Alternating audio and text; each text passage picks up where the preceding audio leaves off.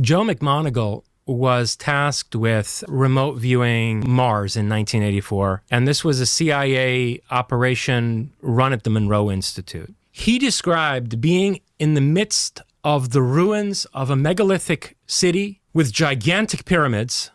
He said they seemed like they were maybe 3 times the size of the Great Pyramid in Giza. He described a maze of structures under these pyramids, like subterranean tunnels and hallways. At one point, he walks through one of these hallways, and it leads to an opening, and he finds himself on the outside of the pyramid looking up at it. And he describes these highways that are trenches. They're these perfectly geometric trenches cut across miles and miles of Mars' surface. And he said his impression was that they were used for a craft. Like, there are bad storms on Mars, right?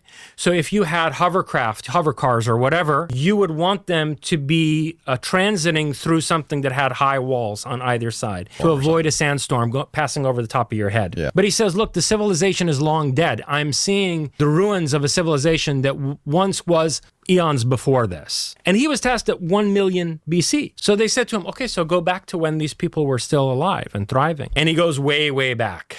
And then he describes Nordic-looking, super tall people in skin-tight jumpsuits. People who look like Scandinavians, not an ounce of body fat. And what McMoneagle relates is that these people were facing the end of their civilization. All of the AI-generated content in this video was created using Pollo AI. Pollo AI lets you create videos from just text prompts, images, or even existing videos. It turns your ideas into high-quality content fast.